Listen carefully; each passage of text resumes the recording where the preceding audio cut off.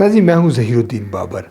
غزہ میں 7 ہفتوں سے جاری جنگ کا خاتمہ ہوا ہے اور وہ بھی 4 روز کے لیے۔ اس جنگ کے نتیجے میں کم و بیش 14,000 جو فلسطینی ہیں، جن میں زیادہ تر معصوم شہری ہیں، وہ اپنی جانوں سے ہاتھ دھو بیٹھے۔ اس وقت جو غزہ ہے وہ عملاً جب کہ میڈیا کی رسائی اس وقت ہوئی ہے اس وقت، تو وہ نظر آ رہا ہے کہ ایک کھنڈرات کا منظر پیش کر رہا ہے۔ مخصوص علاقوں میں اسرائیل نے فلسطینیوں کو جانے سے منع کیا ہے، اور بقول اسرائیل کے اس تمام جو ریلیف کا مقصد یہ ہے کہ انسانی بنیادوں پر فلسطینیوں کو کوئی ریلیف فراہم کیا جائے۔ دوسری طرف فریقین کی جانب سے قیدیوں کی رہائی کا سلسلہ بھی شروع ہونے والا ہے، اور اب تک کی اطلاعات کے مطابق اس ضمن میں جو ابتدائی ہوم ورک ہے وہ مکمل کر لیا گیا ہے۔ قطر اس تمام صورتحال کو مانیٹر کر رہا ہے، اور قطر میں ایک وار روم قائم کیا گیا ہے جو دونوں فریقین پر نظر رکھے گا کہ کسی نے خلاف ورزی کی ہے یا نہیں کی ہے۔ ابتدائی طور پر حماس کی جانب سے 50 جو اسرائیلی ہیں، جن میں بچے بھی شامل ہیں، خواتین ہیں، بزرگ ہیں، ان کو رہا کیا جائے گا، اور امریکہ کے بقول اس میں 3 امریکی جو شہری ہیں وہ بھی اس میں شامل ہیں۔ اسرائیل نے یہ واضح کیا ہے کہ یہ جو جنگ بندی ہے یہ جنگ کا خاتمہ نہیں ہے، اور وہ بقول اس کے حماس کے مکمل خاتمے تک یہ جنگ جاری رکھے گا۔ اسرائیلی حکام کا یہ بھی دعویٰ ہے کہ وہ یہ چاہتے ہیں کہ مستقبل میں ایسا کوئی واقعہ نہ ہو کہ جس کے نتیجے میں اسرائیلی یرغمال بنائے جائیں اور اسرائیلی سینکڑوں کی تعداد میں اسرائیلی اپنی جان سے ہاتھ دھو بیٹھیں۔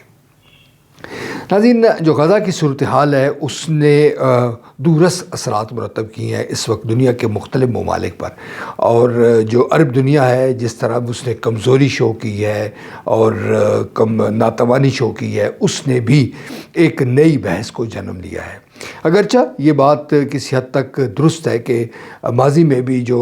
اس تمام صورتحال پر نظر رکھتے ہیں وہ یہ جانتے تھے کہ عرب کے جو اشرافیہ ہے اور جن میں حکمران طبقات ہے، جو زیادہ تر آمرانہ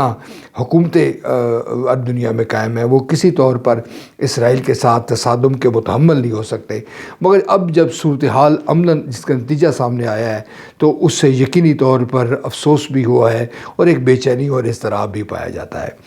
غزہ میں اگر یہ صورتحال اسرائیل کی جانب سے جاری رہتی ہے تو یقینی طور پر اس سے جو عرب مملکتیں ہیں، جو ممالک ہیں، جو بادشاہتیں قائم ہیں، ان میں ہلچل پیدا ہو سکتی ہے۔ اور دراصل یہی وہ نقطہ ہے جب بار بار OIC کی جانب سے اور دیگر جو عرب سمٹ میں جو ذکر کیا گیا اس میں بھی یہی بے چینی تھی۔ اس کی یہ وجہ نہیں تھی کہ معصوم فلسطینی مارے جا رہے ہیں، بلکہ اس کی وجہ یہی تھی کہ اسرائیل کے جو قتل عام جس طرح میڈیا دکھا رہا ہے، اور وہاں پر جو معصوم بچے ہسپتالوں میں جس طرح بلک بلک کے جان دے رہے ہیں، دراصل اس نے عرب دنیا میں غم و غصے کی لہر دوڑا دی ہے۔ اور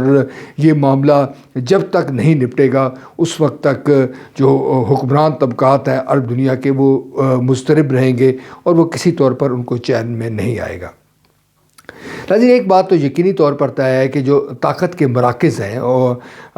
یورپ کے، وہ یقینی طور پر کھڑے ہیں اسرائیل کے ساتھ، اور امریکہ بارہا یہ کہہ چکا ہے کہ وہ اسرائیل کے دفاع کے حق کو تسلیم کرتا ہے۔ اسرائیل کے دفاع کے حق کو اس طرح سے بھی پیش کیا جاتا ہے یا اس کا ترجمہ یوں کیا جاتا ہے کہ وہ فلسطینیوں کا قتل عام جاری رکھے اور اس کو یہ حق حاصل ہے۔ فلسطینیوں کی نسل کشی کے حوالے سے اب کسی کو ابہام نہیں رہا، اور جب اس وقت تک 14,000 جو فلسطینی ہیں وہ اپنی جانوں سے ہاتھ دھو بیٹھے ہیں، اور اگر اسرائیل کی بربریت جاری رہتی ہے تو یقینی طور پر اس کی تعداد میں ڈرامائی طور پر اضافہ ہو سکتا ہے۔ اسرائیل اور فلسطین کا جو تنازع ہے اس کو عالمی سطح پر اس کو ایک اور زاویے سے بھی دیکھا جا رہا ہے کہ امریکہ کی جو حاکمیت ہے یا امریکہ کی جو اتھارٹی ہے اس کو چیلنج کیا جا رہا ہے، اور قوی امکان یہ ظاہر کیا جا رہا ہے جو امریکہ مخالف قوتیں ہیں، جن میں آپ جانتے ہیں کہ چین اور روس شامل ہے، وہ اس تمام صورتحال میں فلسطین کے پیچھے کھڑے ہوں گے۔ مگر اس بات کا امکان بہت کم ہے کہ فلسطین یعنی حماس کے جو لوگ ہیں ان کو روس کوئی مدد فراہم کرے یا پھر چین مدد فراہم کرے۔ ایران کے حوالے سے تو یہ کھلا راز ہے، مگر دوسرے 2 جو ممالک جن کا میں نے ذکر کیا ہے ان کی جانب سے ایسی توقع رکھی نہیں جا سکتی۔ سوال تو یہ ہے کہ اب جب یہ جو وقفہ ختم ہوگا تو اس کے بعد کیا ہوگا؟ کیا اس وقفے میں مزید اضافہ ہو سکتا ہے؟ اسرائیل نے یہ پیشکش کی ہے حماس کو کہ اگر وہ مزید